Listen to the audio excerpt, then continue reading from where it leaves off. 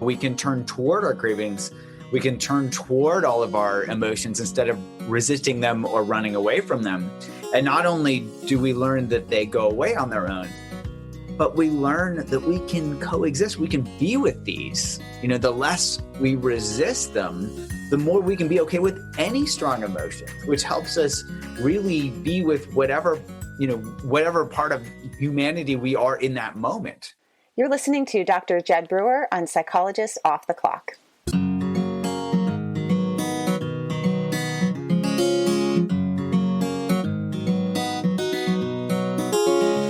We are 4 clinical psychologists here to bring you cutting-edge and science-based ideas from psychology to help you flourish in your relationships, work, and health. I'm Dr. Debbie Sorensen, practicing in Mile High, Denver, Colorado. I'm Dr. Diana Hill, practicing in Seaside, Santa Barbara, California.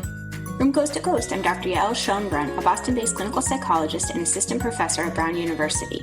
And from sunny San Diego, I'm Dr. Jill Stoddard, author of Be Mighty and the Big Book of Act Metaphors. We hope you take what you learn here to build a rich and meaningful life. Thank you for listening to Psychologists Off the Clock. We really value our continuing education here at Psychologists Off the Clock, and we know that you value yours too. That's why we're thrilled to bring you our partnership with Praxis Continuing Education and Training. Praxis aspires to set a new standard in evidence-based professional development for behavioral health professionals. They offer both live and online workshops conducted by top-class peer-reviewed trainers in contemporary behavioral therapies, including acceptance and commitment therapy, or ACT, compassion-focused therapy, radically open dialectical behavior therapy, and others. Praxis is the premier ACT training facilitator in the nation, with recurring workshops from ACT co-founders Steve Hayes and Kelly Wilson, as well as a number of other leaders in the ACT community. If you're interested in deepening your clinical skills, check out Praxis through our website, offtheclockpsych.com, and there you'll find a $25 off coupon code to get started on your next training today. And we'd also like to invite you to a virtual book club with our co-host Jill Stoddard about her book, Be Mighty. That's happening in October. And if you go to our website and link to it through our sponsors page, you can get a 15% discount at checkout. If you enjoy the podcast, please consider making a values-based donation on Patreon. Even a small contribution helps us with some of our expenses. You could think of it as taking a co-host out for a cup of coffee. And you can link to Patreon on our website or just search for us on patreon.com. Hi, this is Diana here, and I'm excited to share an interview with Jud Brewer, who wrote the book, The Craving Mind, From Cigarettes to Smartphones to Love, Why We Get Hooked, and How We Can Break Bad Habits. And I have Debbie here, who's going to spill the beans on some of her bad habits, because Jud Brewer gives us a lot of tips and tools of how to do it differently. But maybe you could start, Debbie. What's a bad habit you've been stuck in recently? Well, first of all, don't we all have a few, right? I think the question is like, which one should I talk about? Because I think, it's like we get in these automatic things and they're not always bad, but they're not always helpful, right? So I think one I was just paying attention to lately, I love to, at the end of the day, cook dinner and pour a glass of wine, white wine in the summer, red wine in the winter. It just helps me relax and cook, and I enjoy it. But I think that there are times when it does become a habit, right? So I might have a reason not to drink a glass of wine, like just so I'm not drinking all the time automatically, but then also because, I might have some work I want to get done later or something like that. So I want to kind of stay clear-headed.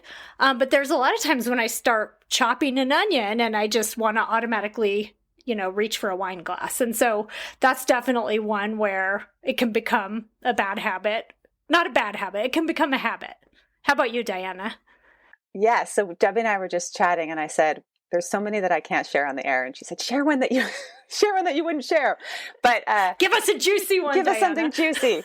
Yeah, a lot have been rearing up in the pandemic, more than usual. But I think for me, what I've been noticing more and more is just a lot of checking of my phone, sort of incessant phone checking at unhelpful times. As you're talking about, checking your phone is not bad, but it's when I'm doing it when I'm with my kids or we're in the car and about to go somewhere. And what I find is that the results, so habits occur in this sequence of there's a trigger, there's a behavior, and then there's the results.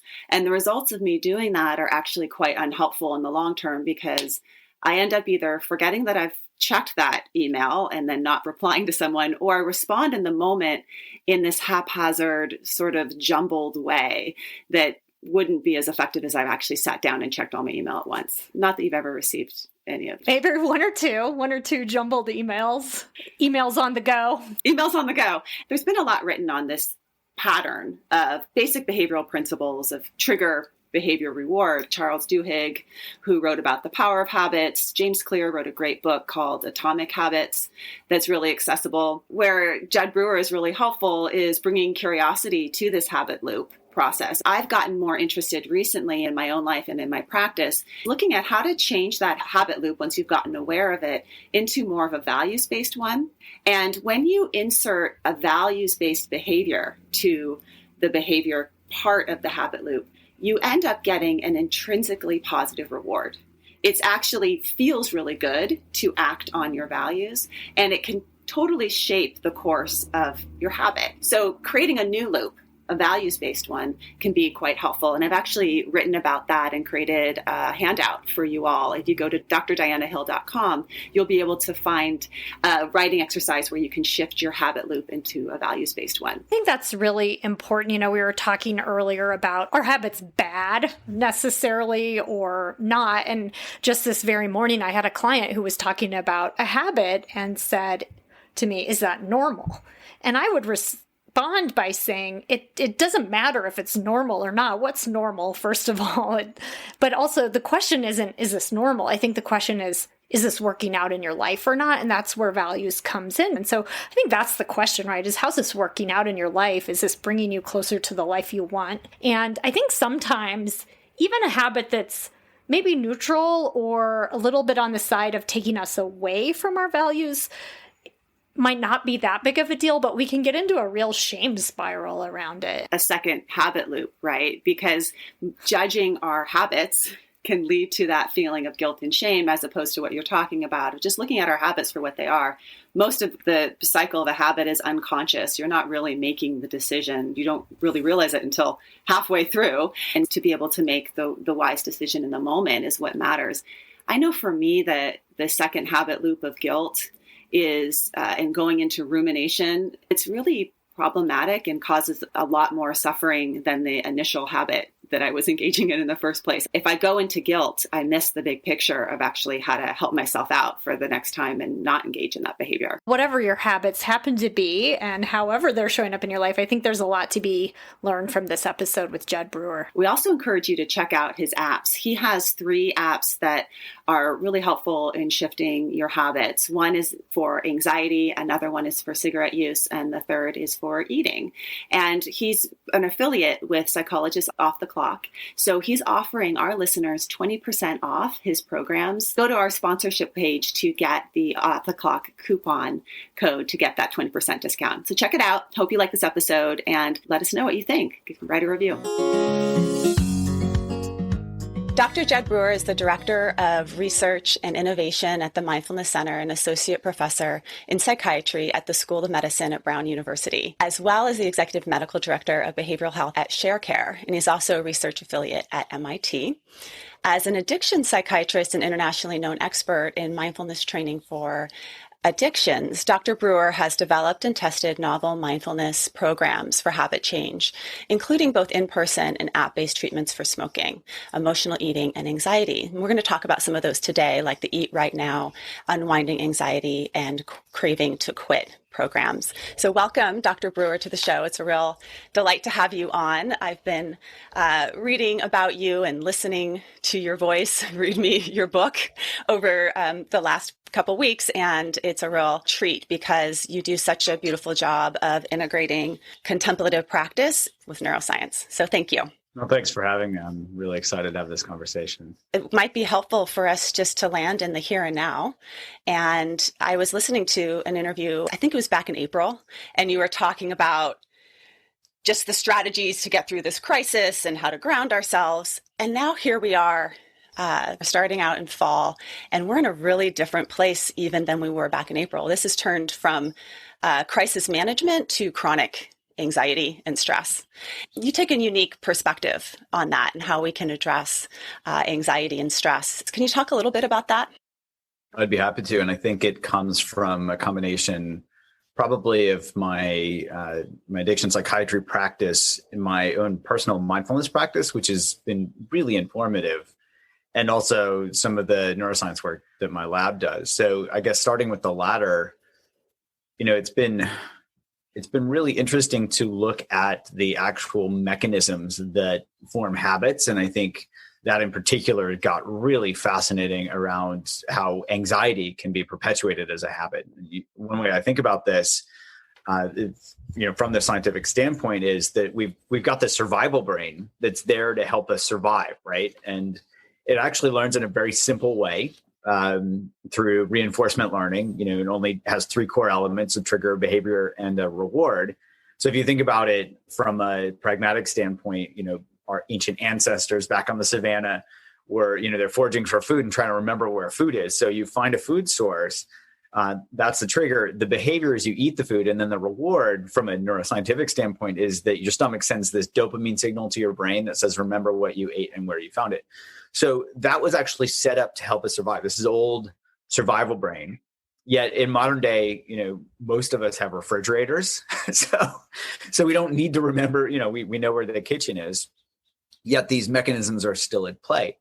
On top of this more recently has evolved this neocortex, literally the new brain, which is there to help us think and plan. And that combination of the two is not necessarily helping us out right now, especially in this age of, really chronic anxiety.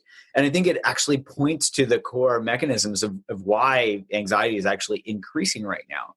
Because this thinking and planning brain actually needs information. So the way it works, in a nutshell, is that it takes previous scenarios and it takes previous behavior, right? And it says, okay, what happened back then? And then it simulates the future based on what we've done in the past, right? So this is where, that saying, what's the best predictor of future behavior?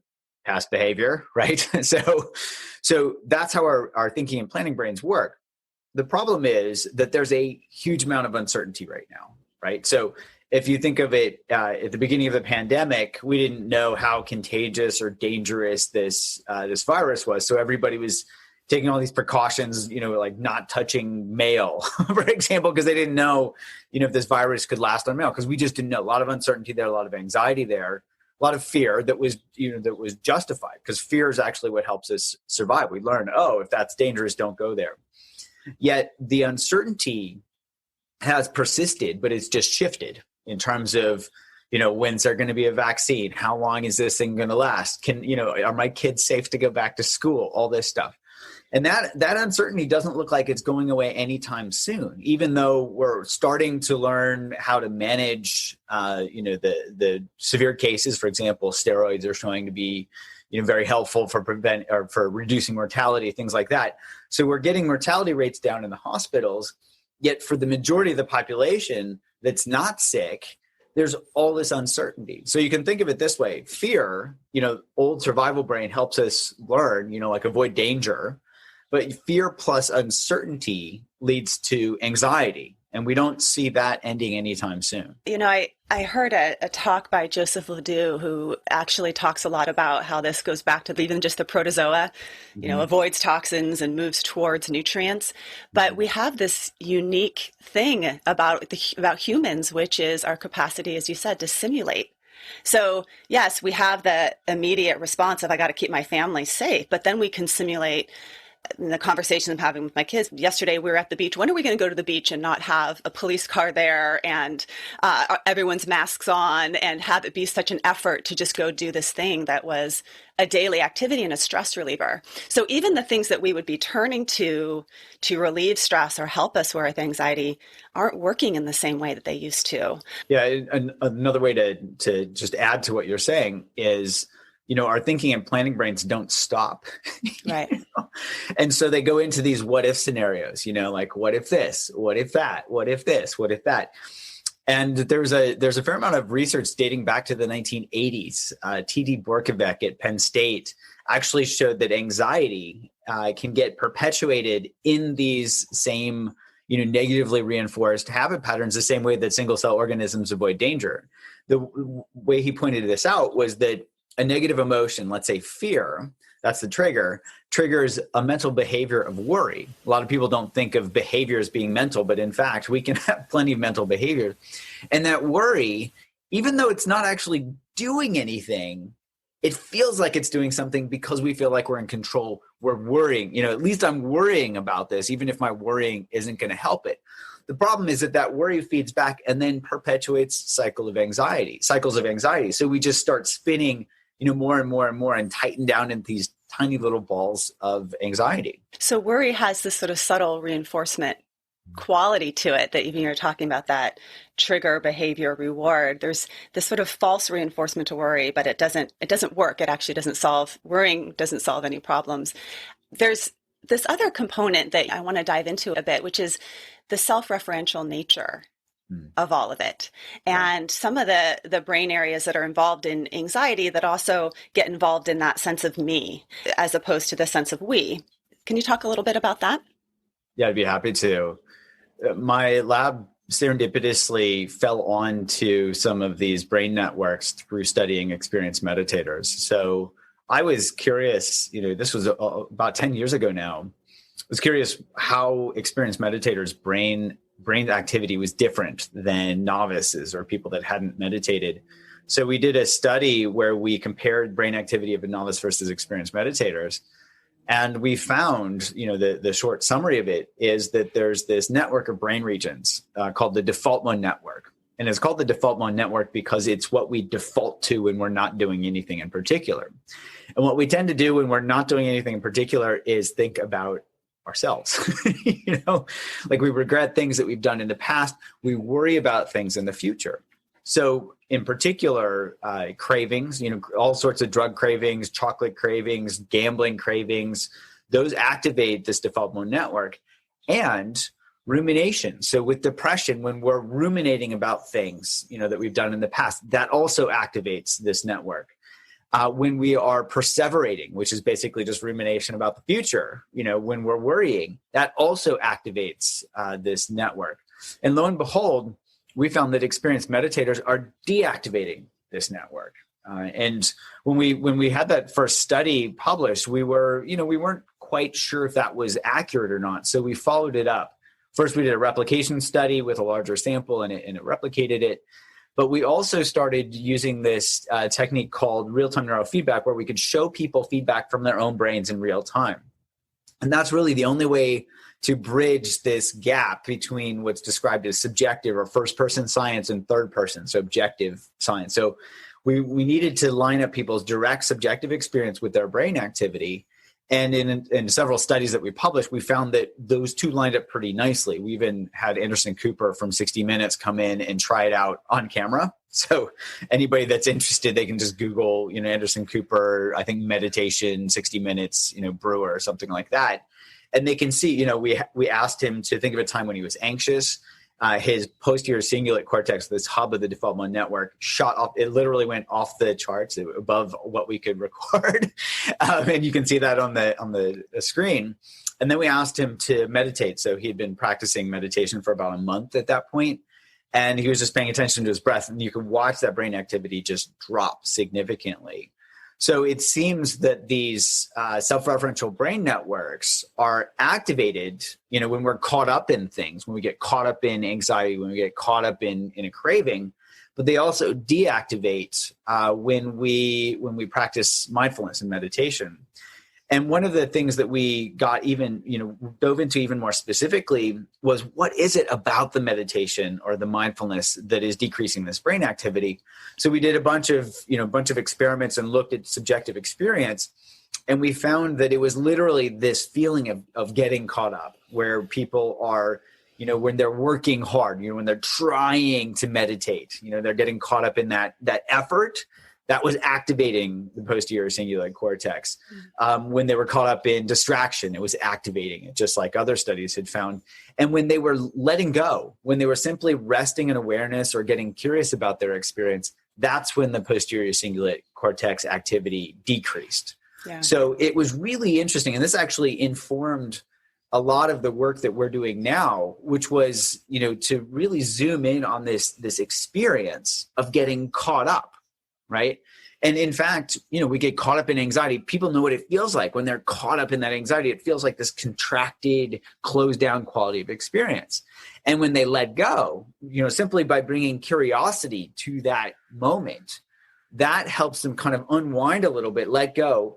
And that experience starts to expand a little bit. So we can even simplify this and pragmatically, help people start to pay attention to their own direct experience without these very expensive tools, by noticing that closed down quality of experience versus the opened up quality of experience. Does that make sense? Yeah, I love that you use the word curiosity, because I'm an acceptance and commitment therapy practitioner. And when you get trained up in ACT, you get trained. One of the things that Stephen Hayes says is that instead of using the word acceptance with folks, use the word curiosity and you'll get a lot further.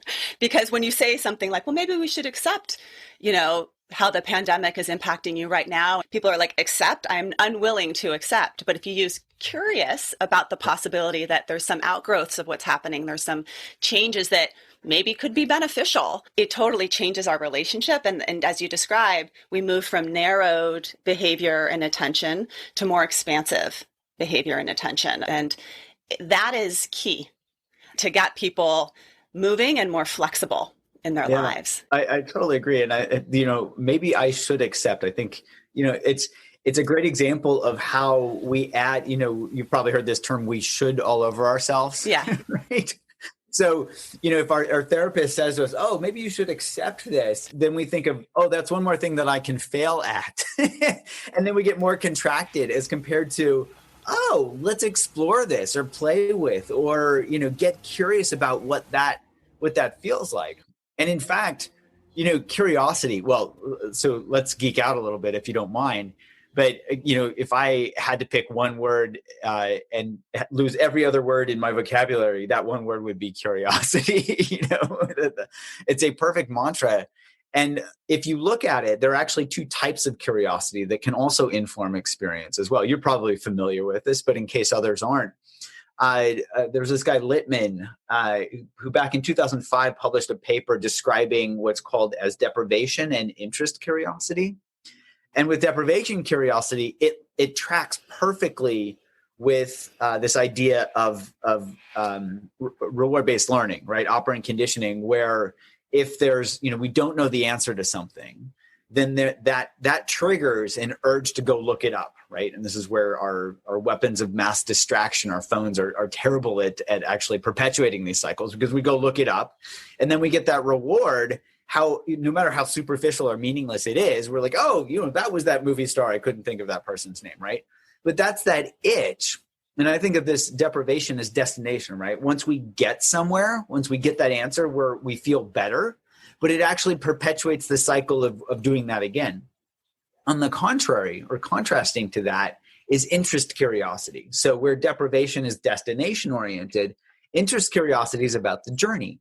And so this is where we can get interested or curious about whatever's happening in our experience. And this is particularly relevant for things like cravings for food or getting caught up in worry habit loops, where we can encourage people to get interested and curious about what those sensations feel like in their bodies. And they can see, oh, these are sensations that are urging me to do this thing as compared to some moral imperative. I remember a patient coming into my office once where he's like, Doc, if I don't smoke, I feel like my head's going to explode.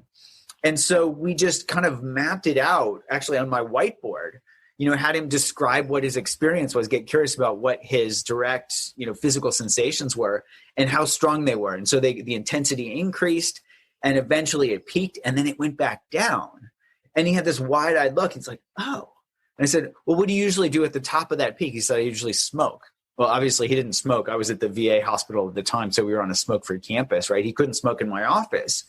So he realized, oh, these are physical sensations that I can get curious about. And if I don't act on them, they go away on their own. So he realized that these are impermanent. These are not, things that I have to be personally attached to which then links that even back to basic Buddhist concepts where they talk about impermanence. They talk about taking things personally and things like that. And that curiosity can help reveal all of that simply by becoming curious about what's happening right now. I think curiosity can help us stay with it too, because there's a component of curiosity that's very much about the here and now, as opposed to that pre-decided what's going to happen next. So the concept of beginner's mind, of entering into the experience of the beginner's mind. It's interesting because I was thinking about my brother-in-law is a Segway designer. So he works with this robot. He works on the brains of the robot. And what he says is that when athletes get onto this thing, they try and make it balance. And because they try and force it, the robot's supposed to balance for you, but they can't let go of the fact that they have to actually let go in order for the robot to be balanced. But when children get on, they're so used to letting go that you just tell the child, oh, let go, and the robot will do it for you, and they can step on and zoom, off they go. So the better the athlete, the worse they do. And I think as we become more experts in our lives or better at controlling things, the actually worse off we are when facing uncertainty, because there's so much that we can't control. And that's where really your offerings and mind trainings come in as an opportunity of what do we do when we can't control what's going to happen next. Absolutely. Wow. What a great example of that, where it's, the irony where the more we force things, the more we're likely to bang our head against the wall.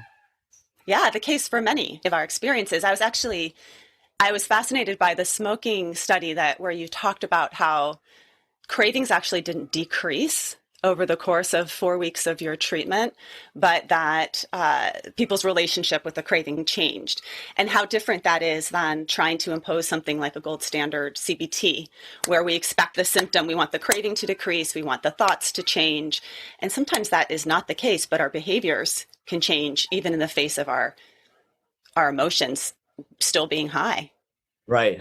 And that highlights one of these other, these little sayings around, what we resist persists.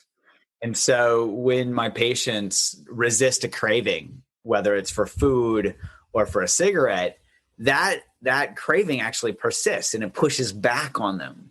Yet, if they can just learn to change their relationship to the craving and get curious, this is like Aikido, where you use the energy of the craving itself. Instead of trying to push against it, you use it to work with it, and so we can turn toward our cravings. We can turn toward all of our emotions instead of resisting them or running away from them.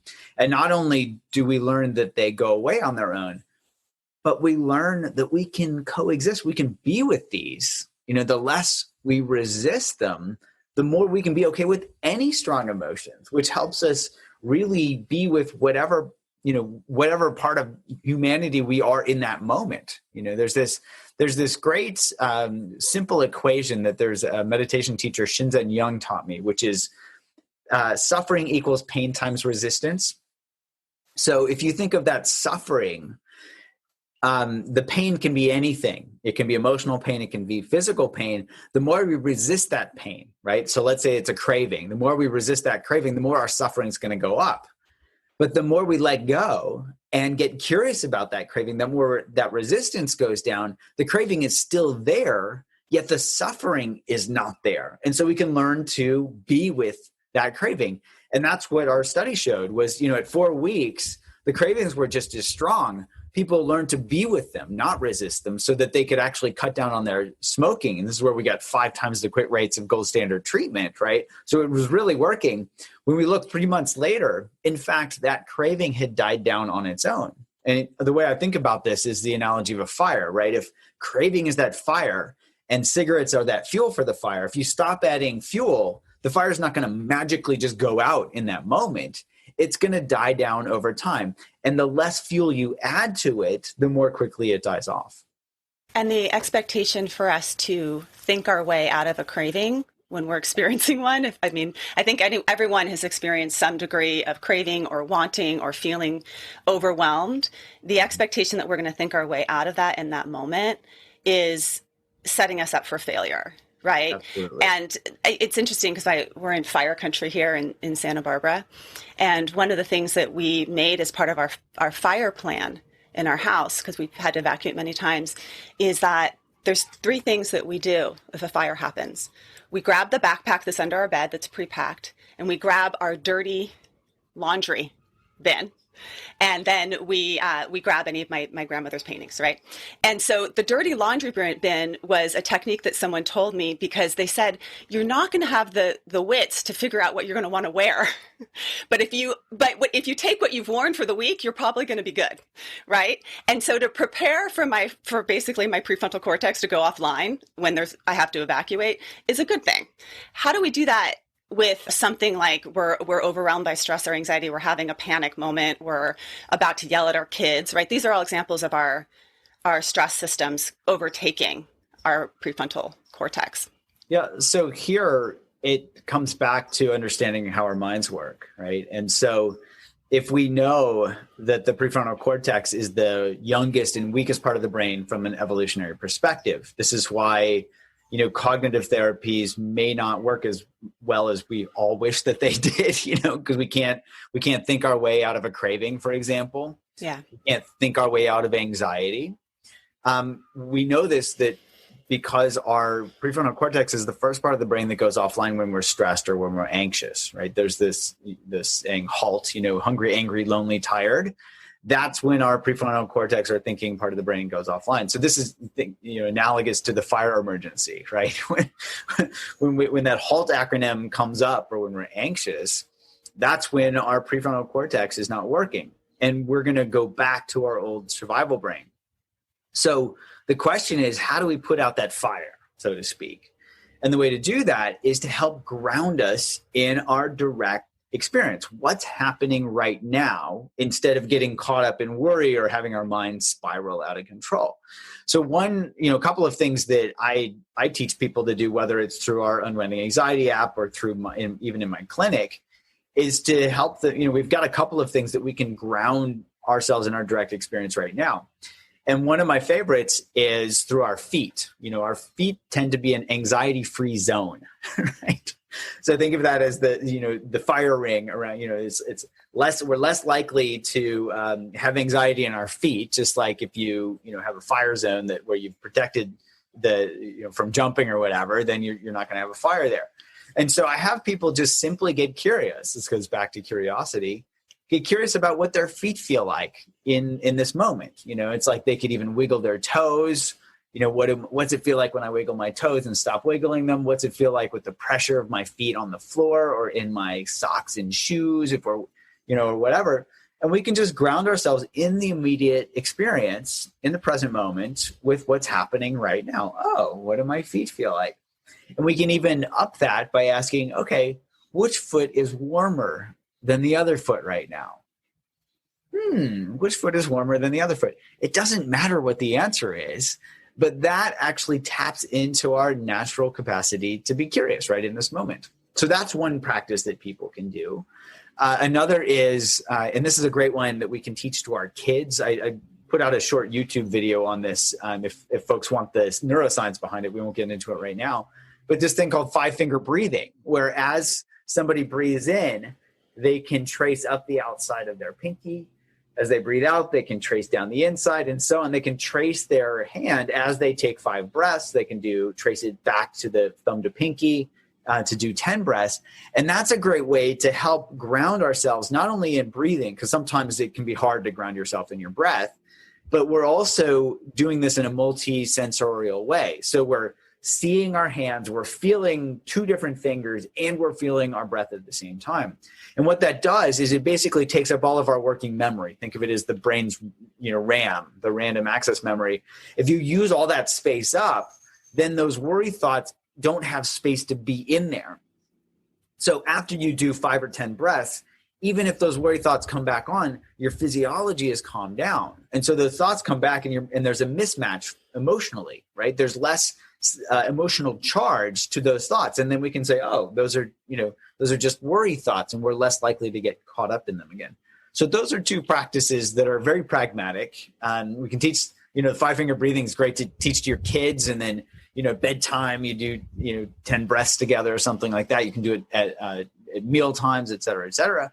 And a great thing to do is teach our kids to be our emergency go-to. So like if we're all freaked out, We can say, hey, if I look freaked out, why don't you say, hey, mom or dad, why don't you do 5-finger breathing with me? And then they can lead us through it. So they feel like they're in control.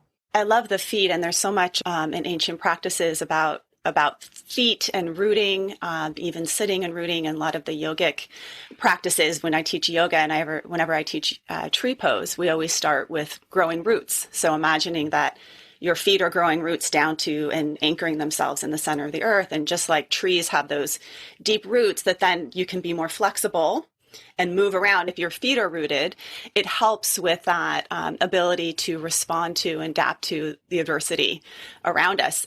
Fascinated that Johann Heimberg, who's at Stanford Center for Altruism and Compassion, teaches growing roots as part of the compassion exercises that he's using in schools or with all the populations they work with there. So I love finding a place where you feel safe or bringing curiosity to it. There's this other component that I was appreciative that you write about and that I think is missed a lot as mindfulness is brought into the West. So mindfulness is one aspect of sort of the Eightfold Path. There's 7 other aspects of the Eightfold Path in Buddhism. And you talk a lot about actually generosity and kindness. And those is actually being a new reward pathway. So not only breaking up the reward pathway that we're in, but how can we shift to a different reward pathway that maybe is more linked to our values? Yeah, I'm so glad you asked that question, because this actually gets back to some of the core neuroscientific principles about how we learn. I think of this as kind of a 3-step process. So, and this is what I teach some of my patients is, they have to map out their habit loops, right? So we have to become aware of what's the trigger, what's the behavior, what's the result. But then step 2, I have them ask themselves a question, which is, what do I get from this? Okay. So from a Buddhist perspective, that question gets at the cause and effect relationship, right? They talk about cause and effect being really critical for basically everything, right? So what's the result of our behavior? And the what do I get from this helps zoom in on, okay, what's the behavior that I just did? And what's the effect of that? From a neuroscientific standpoint, there's a part of the brain called the orbitofrontal cortex, which actually determines and stores reward value of different behaviors. So it sets up this whole hierarchy of goodness. Think of it that way. So what would be a simple example? Broccoli. Okay, so if we eat broccoli and our brain's going to lay down a certain reward value based on calories and whatnot, then we eat some milk chocolate, right? And so from a caloric standpoint, milk chocolate is more calorically dense and it's sweeter, right? So from a survival standpoint, our brain's going to say, oh, chocolate higher than broccoli in the reward hierarchy, right? That's why we don't feed our kids dessert and at the same time as dinner, because they're gonna go for the dessert anytime. So another, just adding to that, for me, if I eat milk chocolate versus dark chocolate, dark chocolate, yeah, definitely, right? So. And for me, I'm never going to slum it into the 60s, right? It's got to be at least 70%. Yeah, but there's a point where you get too high and then you lose that sweet spot. It's like between 70, 80, 85. Add in some sea salt, a little bit of cayenne. You can nuance it a bunch. But our brain, this orbitofrontal cortex, is setting up this whole reward hierarchy. And so it's going to say, when given a choice, okay, if I get a choice between milk chocolate and, 85% dark chocolate that's made by a certain brand, my brain's going to pick that 85% every time. So the way we can actually capitalize on that is by bringing awareness in again. So an example, let's go back to our smoking study, but this works also with eating, et cetera. When we did our first smoking study, when we randomized people to get mindfulness training, they didn't know they were going to get mindfulness training. And in the first night of the group that got randomized to mindfulness training, we said, go ahead and smoke. And they looked at us like, I thought this was a smoking cessation study. We said, no, pay attention as you smoke and see what happens. And people started realizing, I remember one woman, she wrote down, mindful smoking. So she was doing this mindful smoking exercise, smells like stinky cheese and tastes like chemicals. Yuck. So what she was pointing out there was that when she paid attention, the reward value of the cigarette was not nearly as great as she remembered, right? So that reward value actually dropped And there's a whole bunch of math behind this. There's a Rescorla and Wagner were these two scientists in the 70s to describe this whole reward value curve. And we can actually study this. My lab has studied this now. When we have people mindfully eat or mindfully smoke, within 10 to 15 times of people using this tool, we have built it right into the app, we can actually measure a drop in the reward value where their behavior will shift from overeating or eating junk food to not eating those things or not overeating. And it will also shift from smoking to not smoking. And what we see is that, mathematically we can model out that change in reward value. So that orbitofrontal cortex is kind of updating the reward value. So what's updating is how much lower the old behavior is. So let's go to your pointing out things like kindness and curiosity. Once we start to see that these old behaviors aren't as rewarding, this opens up a space to bring in new behaviors. And so we can then ask our brain, ask ourselves, pay attention, well, what's it feel like when I'm kind to somebody? So let's compare kindness to meanness, right? So there might be some self-righteous quality at when we yell at somebody for some reason. But if we really pay attention to all the results of that behavior, we can start to see, I don't feel good. It didn't improve my relationship with that person, whoever it was, et cetera, et cetera, et cetera. And we see how this can be really problematic on social media because we don't actually see the negative effects often when we're just having some Twitter fight with somebody because we're like mute and then we never see the person again, after I told that person and we feel self-righteous about it. But if we look at that, there's this underlying quality of restlessness and actually of contraction. So my lab has actually studied these emotional states and we found that uniformly across the board, people report that anger actually feels contracted, right? It's a driven, contracted, restless quality to it. When you compare that to kindness, and we've actually directly compared the two, kindness not only feels open, but it feels more rewarding to people. And it may be as simple as looking at those closed versus open states. Those closed states actually feel less rewarding than the open states. And those open states tend to be curiosity, kindness, joy, connection, all these things that are actually, helping us coexist in a more harmonious way, but also in a way that's going to be more sustainable down the road, right? If we yell at somebody, we have to worry about if that person's going to come back and do something to us. If we're kind to somebody, what do we worry about? That they might come back and do something kind to us? Great problem to have. I really appreciate how there's an overlap between your work and compassion-focused therapy and Paul Gilbert's work in terms of how he maps out these three emotion systems, the systems of threat and drive, which have that narrowing of attention and behavior, and then the compassion soothing system that when we are mindful, when we're in present, and when we're interconnected and feel compassionate towards other, there's an openness and expansiveness. And he often talks about the man on the porch with his guns who is seeking safety but does not feel safe. Right, does not actually feel open because he's alert, ready to shoot anyone that's coming his way, versus the man on the porch with his dog, right? And that's a different state to be in, and how we can use both mindfulness of the present moment in combination with compassion, as well as sort of this more bigger picture perspective of interconnectedness, of not seeing ourselves as separate units, but rather that we are all interdependent. And man, are we learning that right now more than ever. What's happening in the brain there when we get into that state? We published a paper about 5 years ago on loving kindness in particular.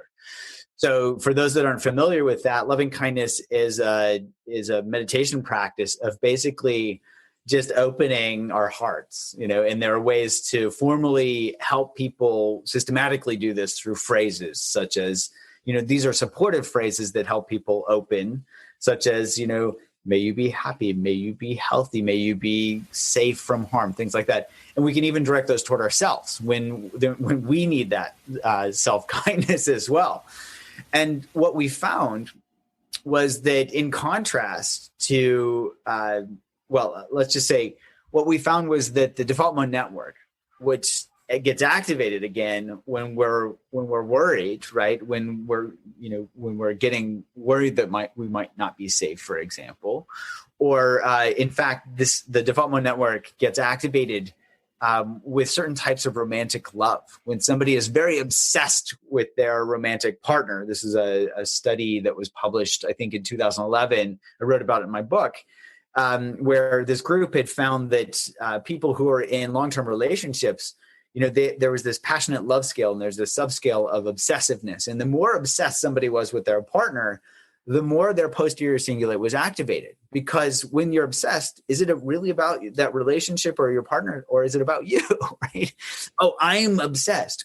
And that quality of, contracted, I'm obsessed with my partner, it correlates with these brain activation patterns.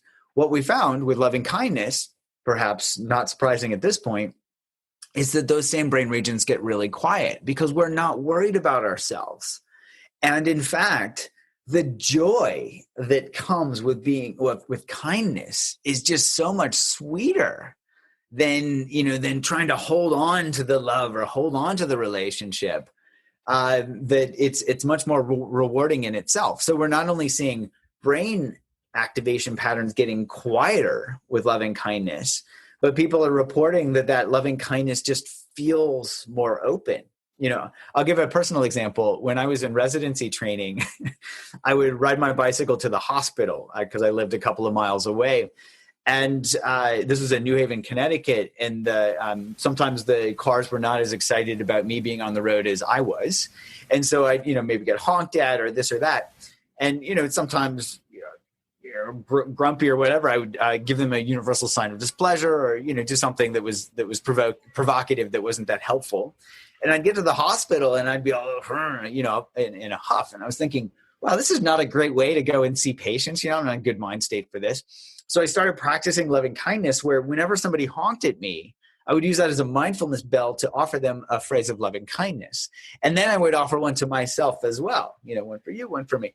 And I would get to the hospital and I'd be like, people are like, wow, what are you on? You're in a really good place. And then I realized I don't have to wait for cars to honk at me to practice loving kindness. So like any car that went by, I would just offer, a phrase of loving kindness. And what I found was that it was so much more rewarding, for me to not be provoking cars. And also, just for me personally, it just felt so much better that I, it's like, wow, how can I tap into this all the time? And it became much easier to be opening to this kindness, not only toward others, but also toward myself. Because I realized that beating myself up really wasn't that helpful. It didn't feel good. I got into a worse place. And in fact, whatever it was, I wasn't open to learning from whatever that situation was, which also, you can think of this as Carol Dweck's growth mindset. When we're in fixed mindset, when we're all closed down, those are moments when we're judging ourselves or we're beating ourselves up. We can't actually learn from those situations. But if I do something, like if I make a quote unquote mistake and I'm like, oh, I made a mistake, and I open to that, I'm actually in growth mindset so I can learn from it. Yeah, it's sort of this interesting thing that there's an addictive quality to self-righteous rumination. And when I was reading that in your book, I was getting it, this feeling of like scratching poison oak. It feels so good, but then it spreads all over your body. And that, I think, seems to be exacerbated right now at a time when there's a lot of political division. We could just bump into anyone and get on our diatribe about how this is bad, this is bad, this is bad. And it feels kind of good, itchiness, but then afterwards we feel worse, as well as the way in which we're using our technology. And I'd like to talk a bit more about the way in which we're using our technology that is unhelpful. And I don't want to say we shouldn't be using technology, but ways in which you've designed technology actually to be helpful for us. That the very same material we can use in helpful or unhelpful ways. Yeah, I'd be happy to talk about that. And I agree, I challenge anyone, these days to try to navigate the city of Boston without a GPS. It just doesn't work, especially as we've all become reliant on our technology, forgotten how to figure out directions. So if you think about this from a clinical perspective, my patients don't learn to smoke in my office. They don't learn to get anxious in my office. They don't learn to overeat in my office. And so I remember, looking out of my my office window I was at the VA hospital, on a smoke-free campus, and I'd see my patients. It's like they have a cigarette in one hand out in the parking lot, and what do they have in their other hand? As Cornel West puts it, their weapons of mass distraction, right? Their cell phones. So it's like, well, if people, our brains are really set up to learn things in context. So can I actually help people learn things in context? At the time, Yale had patented some of my neuroscience work and startup company for us in an incubator, and we hired a documentary. It was a young woman. Her name was Sochita Pav, who's right out of their School of Management, who was a documentary filmmaker. And she said, Jud, why don't we use your evidence-based training and put this in an app? This is back in 2012. Back when most people were never thinking about, digital therapeutics, which is a term that was only developed just a couple of years ago. Can you actually deliver treatment through an app? And one of my career mentors, Kathy Carroll at Yale, was just starting to do studies in implementing cognitive behavioral therapy online. So I was thinking, online sounds good. Phones sound even better because everybody's got one in their pocket. So we said, okay, let's develop, let's cut these evidence-based trainings and put them into apps and test these, where they can get bite-sized training and get it right on, where in context. They don't have to come to my office. They don't need childcare. There's no copay, all this stuff. And so we started with a smoking app to see if that would work for smoking cessation. It's called Craving to Quit. I think you'd mentioned that earlier. And we did a study where we looked to see if we could actually change brain activity, because I'm looking for mechanisms. I want to make sure this stuff works. So we basically could bring people in. This was in collaboration with Amy Janes at Harvard. She has this great paradigm where she puts people in an fMRI scanner, shows them pictures of cigarette smoking or neutral cues, and can measure their default mode network brain activity. And then we can randomize them to get, this mindfulness app or National Cancer Institute's app. And then a month later, we can scan their brain again. Long story short, we found that there was a direct correlation between the amount of posterior cingulate activity that was decreased and the decrease in cigarette smoking. But that was specific to the mindfulness group. The National Cancer Institute's app did not show that correlation. We even found I know. I don't know what to say about that. We even found a dose-dependent relationship. So both groups completed about the same number of modules, yet with the mindfulness training group, the correlation was 0.49. It was almost 0.5. Whereas the more modules they completed, the better they did. No correlation, again, with the NCI app. Not sure what to say about that. So here, we're seeing direct mechanism. So we then said, okay, smoking, let's see if we can do this for eating. Same learning mechanisms. Long story short, a study led by Ashley Mason at UCSF, 40% reduction in craving-related eating in people using our Eat Right Now app. Mindfulness training helped them work through craving, helped them drop their, the reward value of eating all this stuff. 40% reduction, 35% reduction in eating in response to negative emotions, right? So it was actually tapping into that mechanism. Then we created this anxiety app called Unwinding Anxiety. First did a study with anxious physicians. Long story short, we got a 57% reduction in GAD-7 scores, these clinically validated anxiety scores. We replicated that in a randomized controlled trial that was funded by the NIH, where we got a 63% reduction in GAD-7 scores in people with generalized anxiety disorder, right? These are the Olympians of worry. And we also found mechanistically that they increased their mindfulness, so their non-reactivity, the subscale of this 5-facet mindfulness questionnaire. That increase mediated a reduction in worry. That reduction in worry mediated a reduction in anxiety. So we're seeing mechanistically that increases in this non-reactivity, which is what mindfulness trains people to do, reduces worry, which in turn reduces anxiety.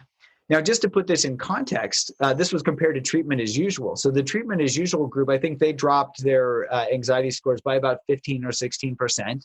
So that's, respectable in a couple of months, but, 63% versus 16%. There's a way to actually calculate what's called a number needed to treat. You're probably familiar with this. Others might be as well. I think of this as, how many lottery tickets do you need to play before you win? And so for the typical medication, for anxiety, the number needed to treat is 5.15. So you have to treat just over 5 people before one person shows a significant reduction, reduces to, gets a remission basically in their anxiety. So 5.15 with this Unwinding Anxiety app, the number needed to treat was 1.6.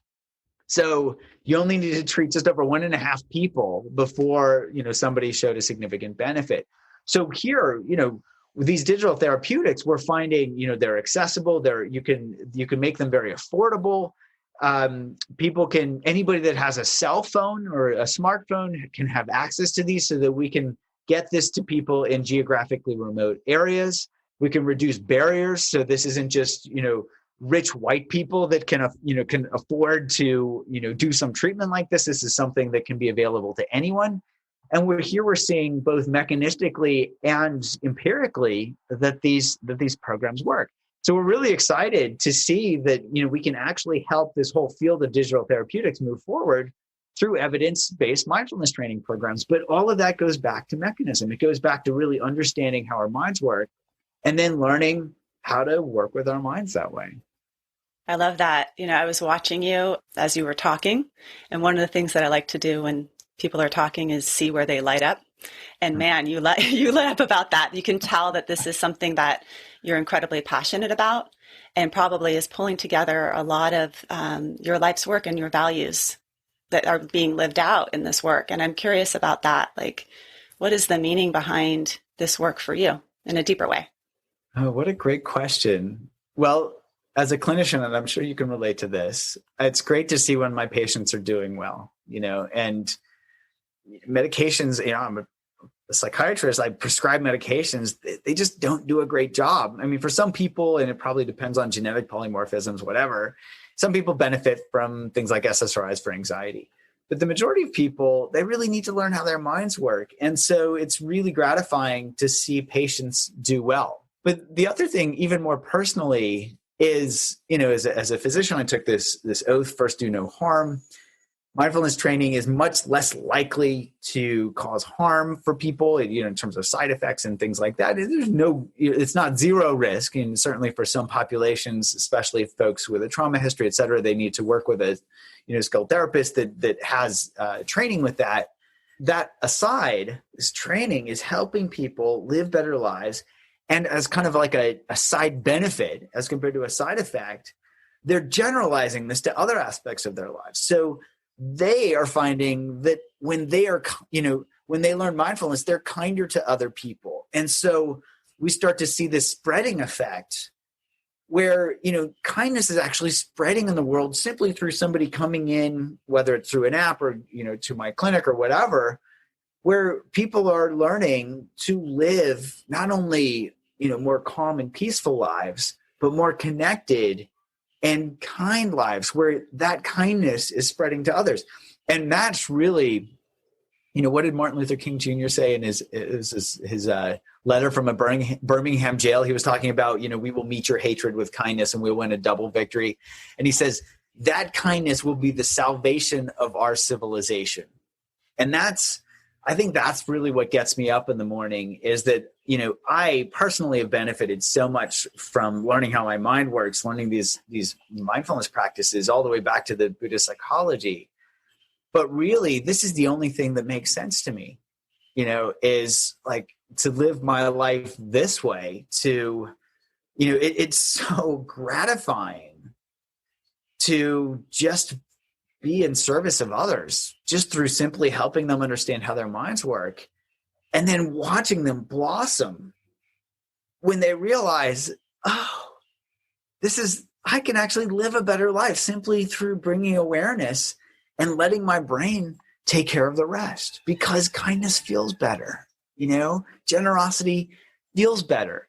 There was something, there was a sutta even from the Pali Canon where the Buddha talked about, if people only knew what generosity feels like, they wouldn't go a single meal without sharing it with another. That's how powerful this is. I'd rather have a potluck than a catered meal any day. I think what I heard or what I was spotting in you was both this really true desire to help people and spread that in a broad way, as well as that value of curiosity that you were talking about, that you're trying to foster in others, that it really seems that that's showing up in your professional work as a scientist, as really true open-minded curiosity of where is this going to take us, as opposed to that predetermined practice that I think that sometimes science gets caught up in. I don't think anybody's ever asked me that before. So it's really nice to get to reflect back on why I do this work. So thank you. You can just tell where people get excited. Like their pace starts to increase and you can feel like behind their eyes, you're having this imagery happening, this mental simulation of the process of create. I could feel it. I mean, I could feel it energetically with you. And I imagine that's been the case for you across your career. I mean, I know that you sort of get into whatever you're into and then you're on to the next thing that you're into. It just keeps on developing, but I'm kind of fascinated by you as a person. How did you do medical school and meditate 2 hours a day? That's interesting. Yeah, well, medical school is really where I started getting into it. I think it was when I was in residency when I started doing, ramping up the practice, or maybe right after residency. Oh yeah, started doing 2 hours straight as a way during my smoking study, and that was right after residency. But I have to say, I can be I'm so much more efficient and focused with this practice. I can't imagine what I would be like if I hadn't been introduced to mindfulness early on. So yeah, it's your roots. I mean, I think that's what it becomes. I think especially for people right now that have had a mindfulness practice or a spiritual practice or whatever their deal is, maybe even an exercise practice, they're like regular walkers, having that as something to root back into is incredibly helpful. And when you're going through stressful stuff, you went through the MD, PhD program. It's a different kind of stress, but it's super high stress environment. Having that as a foundation, I think makes complete sense. But maybe you couldn't have done it if you didn't have that. Or maybe you would have needed like a serious addiction to get through it. That's the other course that people take. Yeah, that's true. I think about as you're talking, how in the world do you do all that and not get caught up in the cycle of ambition and self-promotion? And there's so much of you that's out there right now, also so much of your heart that's behind this. How do you practice that in your daily life? Like not get hooked by your phone pictures of you, basically. Yeah. Well, it comes back to awareness and curiosity, those two sides of the mindfulness coin. When I pay attention and I see what it feels like to get caught up in self-promotional stuff, it just doesn't feel very good. I can see from your facial expression, you know exactly what I'm talking about. It's like, oh, I guess I should post this on Twitter because I'm supposed to, but it's like, not because I'm excited to, it's like, ugh. I'm happy to post, like if I read something on Twitter that's, especially if it's about kindness or something, it's like, I'm happy to repost that or retweet or whatever it's called. Because it just feels good to spread that. But it's like when I have to promote myself, it just, ugh. And honestly, it's like, if it's going to get out there, it's going to get out there. And me pushing it just doesn't feel authentic and doesn't feel rewarding enough that I'm going to do it. So it's like, I'll just put it out there, see what happens. And I just can't actually force myself to do it anymore because it just turns my stomach. It's just not worth it. Yeah. I'd rather live a life of obscurity, and just simply there's plenty to be curious about, so I can be curious in obscurity and not try to get my theories or my name out there and be much happier than spending my entire life just trying to get people to listen to what I have to say. Boy, talk about not being rewarding. That's what I love about this stuff is I don't have to worry about it. There's no Jud theory of anything. This is just basic stuff that's freely available forever, information. Yeah. So I can be like, oh, B.F. Skinner, oh, the Buddha, oh, Eric Kandel. All these really smart people figured this stuff out, and I'm just applying it and helping people live better lives through it. It doesn't have to have my name on it at all. And in fact, the more I spend time trying to get my name on something, the more energy I waste that I could be using helping people. It's so interesting. Natalie was helping us get on the call this morning, and I was talking to her about this heat wave we're having here in Santa Barbara. And last night we went to the beach like at 5:00. It was still 90 degrees. And I took my partner had to drop me off because you can't park at the beaches because of COVID. So he dropped me off and, kind of threw us out there, and we were swimming, and there was this man who was probably in his 70s swimming with his dog. And as I was watching him swim in the ocean at 5 o'clock with his dog, I was like, this is what life is about. And then I turned to my kids and I was watching them and I was like, wait a minute, this is what life is about, right? And then I had to go check my phone because partner was coming to pick us up and I don't want to get lost in the ocean. And, he literally has to drive by and we have to jump in. And I go back to my phone and I open it up and I push the email button. I got an email. Here's, Dr. Jud's bio, blah, blah, blah, to read on the air. And then I'm like reading through the emails and all of a sudden I had lost it, right? I had lost it. And because of your work and because I've been listening to you and reading about you, and, this is also something I practice outside of the Jud Brewer preparation, I was able to put the phone down and go back. But I know that there's been a lot of times when I've been at that same beach and probably been on my phone for 50% of the time. And missing out on the man with the dog, or maybe my own experience that who knows when it's our last, right? So I appreciate your ability to take these complex, you're talking complex neuroscience that you're doing day in, day out. This is not simplified stuff, but being able to really weave it together with your own personal practice and Eastern practices, and then translate it for us in this really tangible way that we can now get on our phone and use. And maybe if I were on my phone and using one of your apps, it would have said, get back in the water instead of check your email. I appreciate that. And it's really a wonderful way of using technology to help many. And I think that we really need that right now. Well said. Thank you. Is there anything that you want to leave us with? I would just say, stay curious. Stay curious. And that's really all we need. Wonderful. Well, we'll link to all your stuff as we're obligated to do, and we will post pictures of you and graphics and do some of that footwork. But I do encourage people to check out your, I think it's like 10 million viewed TED Talk and your website and all of the free resources that you offer there as well. I think that you'll start off in a journey where you can just keep on unpacking more and more and more that can help us out. So we'll link to all of that as well. Great. Thank you, and take care. Thank you. Thank you for listening to Psychologists Off the Clock. If you enjoy our podcast, you can help us out by leaving a review or contributing on Patreon. You can find us wherever you get your podcasts, and you can connect with us on Facebook, Twitter, and Instagram. We'd like to thank our strategic consultant, Michael Harold, and our interns, Katie Rothfelder and Melissa Miller. This podcast is for informational and entertainment purposes only and is not meant to be a substitute for mental health treatment. If you're having a mental health emergency, dial 911. If you're looking for mental health treatment, please visit the resources page of our webpage, offtheclockpsych.com.